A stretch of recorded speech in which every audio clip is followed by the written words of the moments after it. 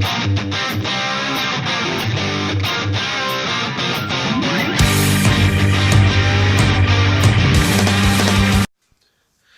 guys, Robert1 here, coming at you with another Yu-Gi-Oh video, and this video that we are doing today is talking about the top 5 decks coming out after the 5th of February ban list. Now, these decks, there's quite a few of them, I'm not going to lie. They're very good decks. They have very different playstyles, very different options, but I feel like a lot of these decks are probably going to be the best decks of this format just because the ban lists and how things play out.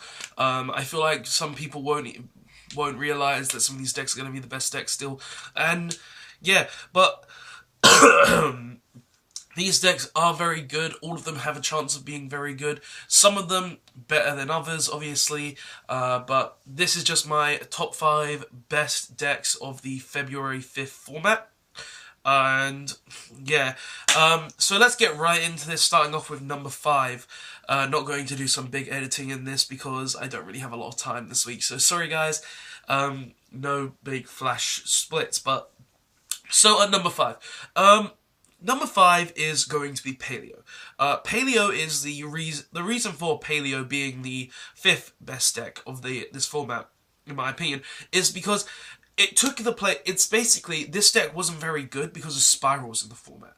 Spyral was in the format, and that kind of made this deck kind of lackluster, kind of not needed to be played, and kind of not wanting to be used. Plus, with cards like Denko Circuit being around, this deck didn't really want to be played because of people who are scared. But Now I feel like Spyral is out of the picture and stuff, I feel like this deck is going to come back into the picture as the 5th best deck of the format because it's got for starters, it's a very consistent deck. The deck is very consistent, playing 3 of whatever you need, playing triple demise, playing Pot of Desires, playing 60 card variants as well that you can mill a ton of your traps or your frogs, just playing a ton of different variants of the deck so you're able to go through all the plays. And that is just one of the big things about Paleo. Like, they also have the set 5 pass mechanic where you can just set 5 trap cards, pass turn, flip a floodgate in the standby phase, have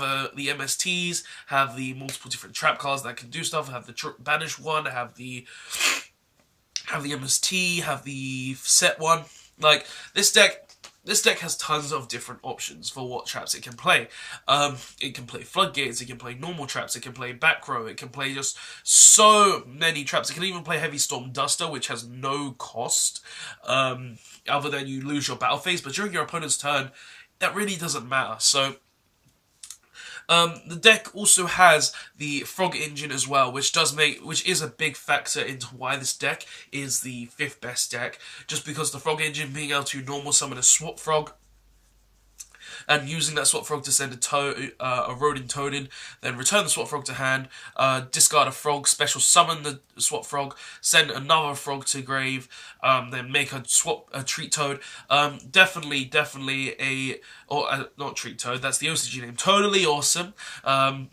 Just being able to make a totally awesome with this deck is just phenomenal. Being able to then also maybe set 3 cards with a totally awesome is just amazing. Just being able to have 3 set cards plus a totally awesome, and also being able to summon 1 during your opponent's standby phase.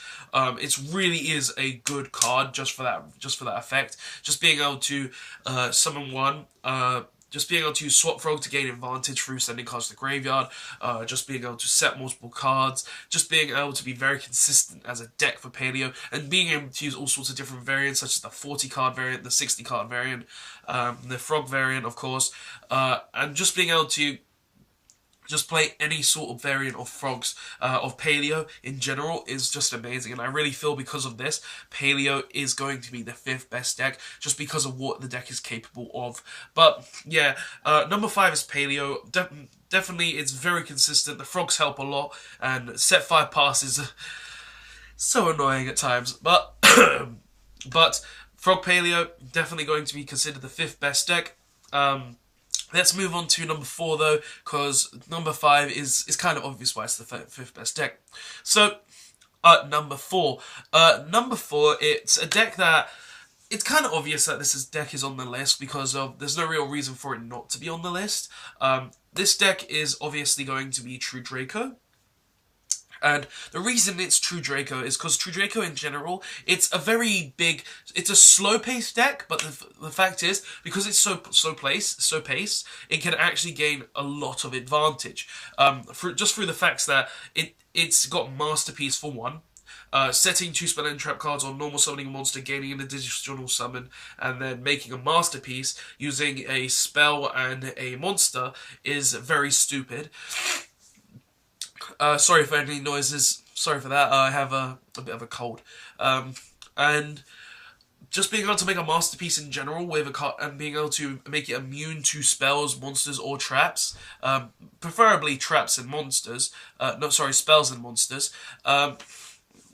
But just being able to make it immune to them, and then just being able to destroy any card on the field, definitely gives True Draco an edge just because of Masterpiece. Plus, the deck is very consistent, playing free Terraforming, free Demise, free Diagram, and just even Pot of Desires at times. Just being able to play multiple search cards / draw cards in the deck, very consistent. Now, the deck does lose to Droll and Lockbird, but I feel even just if you don't see the Droll and Lockbird, then the deck is still going to be very powerful. So, that's also very good. Plus, True Draco are able to run Floodgates as well. They're able to run like Unending Nightmare for Pendulums. They're able to run Anti-Spell Fragrance for any spell / trap destruction.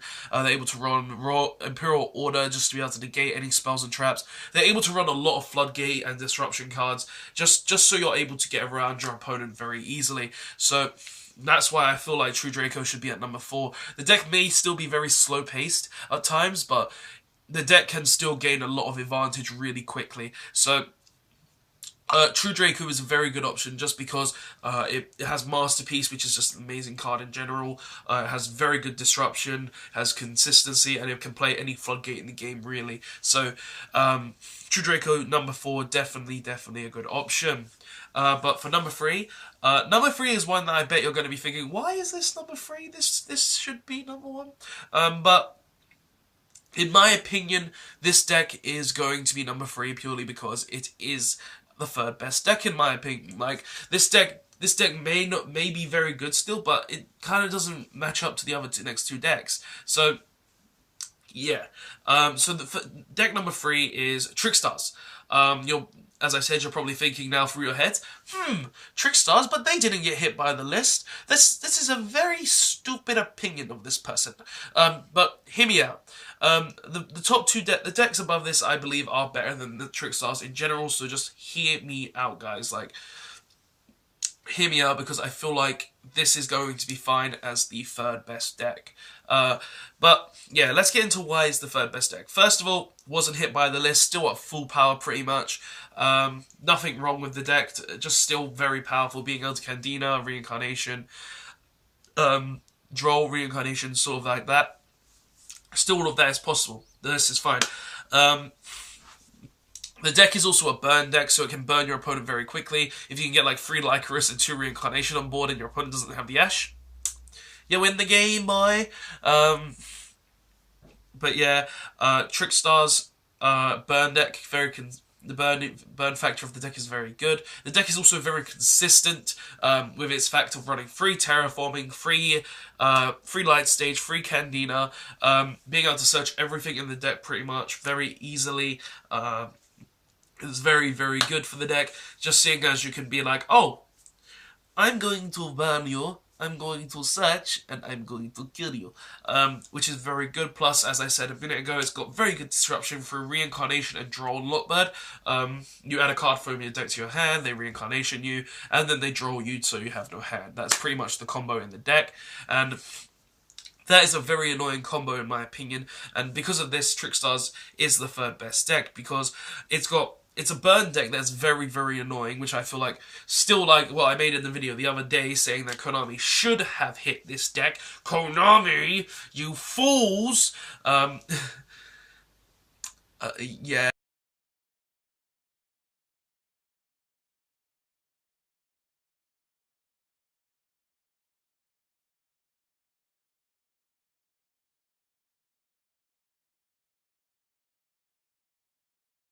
pile up to why it is the third best deck. Just being able to burn your opponent to death, just being very consistent using cards like Terraforming, Light Stage, and Candida herself. And just being able to disturb your opponent's plays through cards like Reincarnation, through cards like Drone Lockbird, just being able to disrupt your opponent very easily. The deck does get the number 3 spot in my opinion for that reason.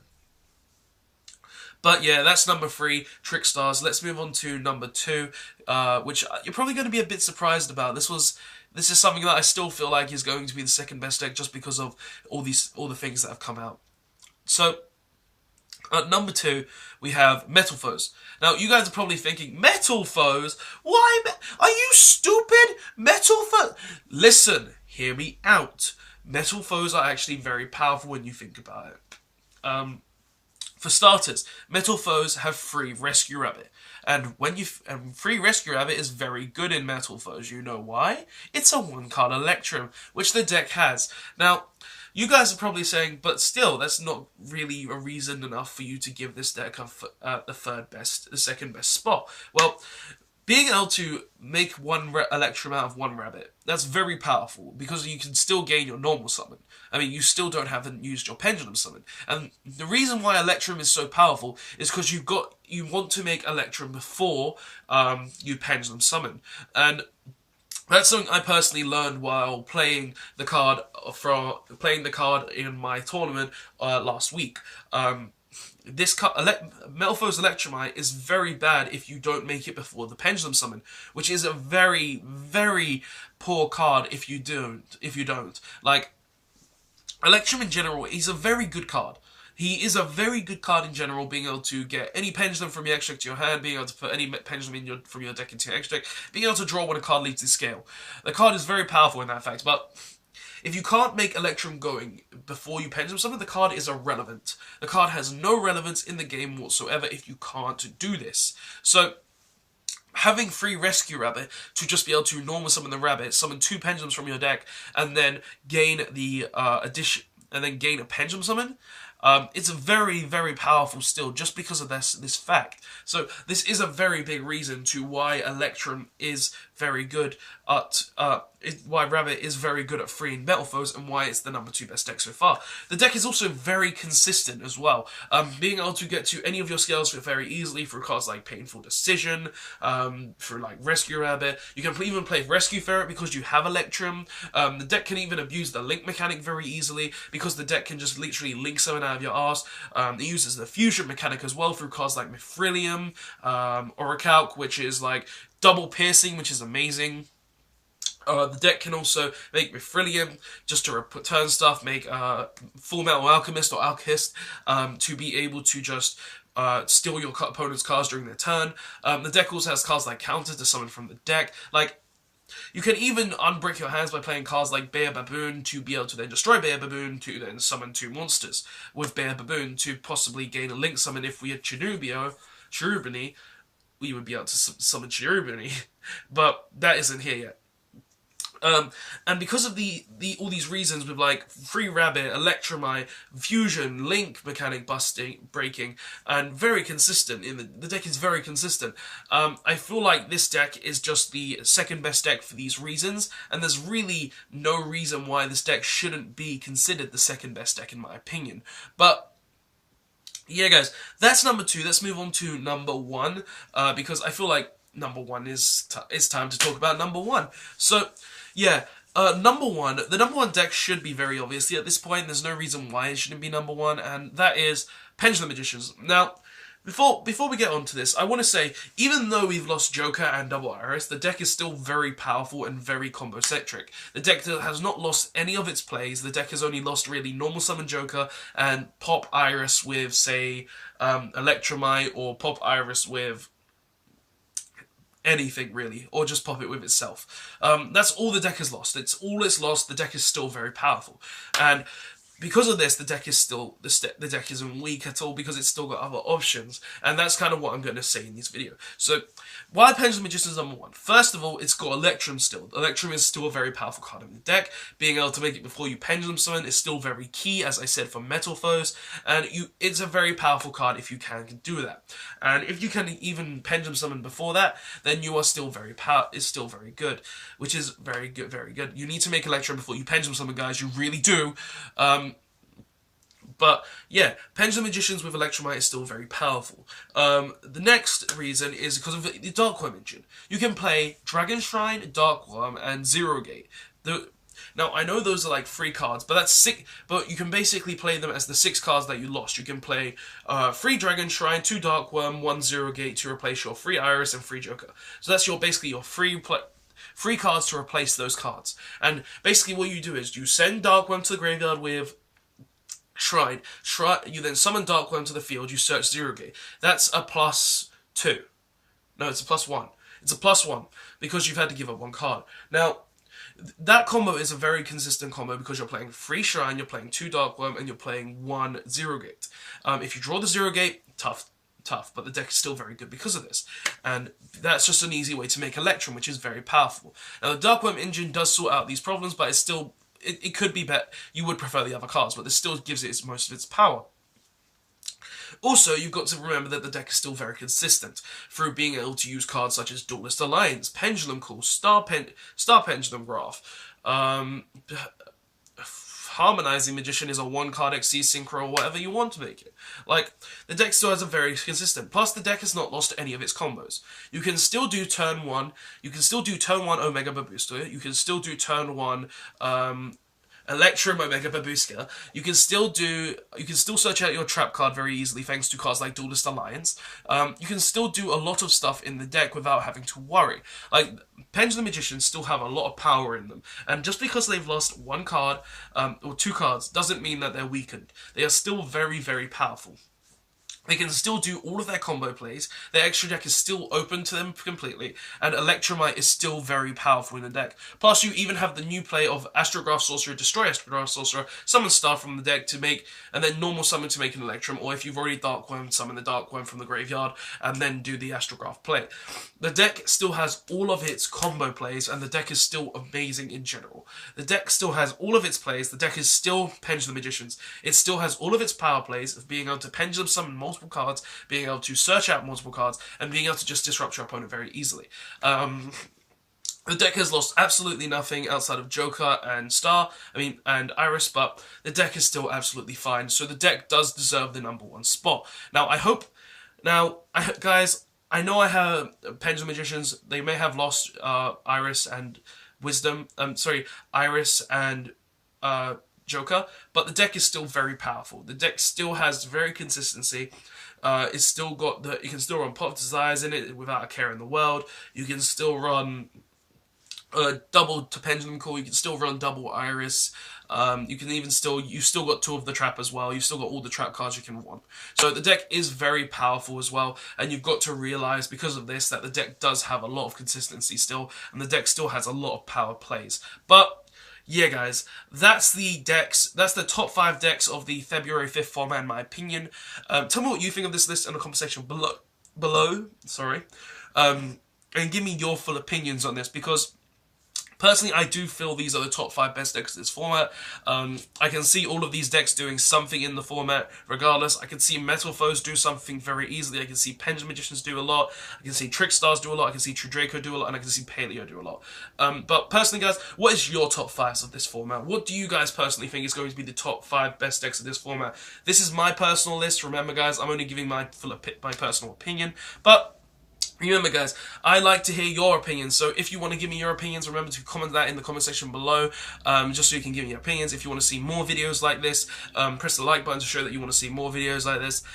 If you want to see more Yu-Gi-Oh content from me, press the subscribe button to be subscribed for more Yu-Gi-Oh content. And if you want to be notified of that Yu-Gi-Oh content, press the notification button. But yeah, guys, that's the video. Tell me all of your opinions in the comment section below, and as always, guys, don't forget to like, comment, and subscribe for more videos, and I will see you guys next time.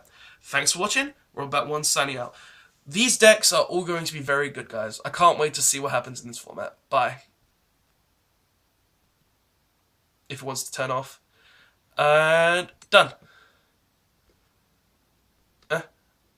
Thanks for watching, guys, and don't forget to like, comment, and subscribe on this video for more Yu-Gi-Oh videos, and check out the links in the description for the previous video, and the link to my Facebook page where you can see previous videos that I've posted there, and any other information that I may have posted there.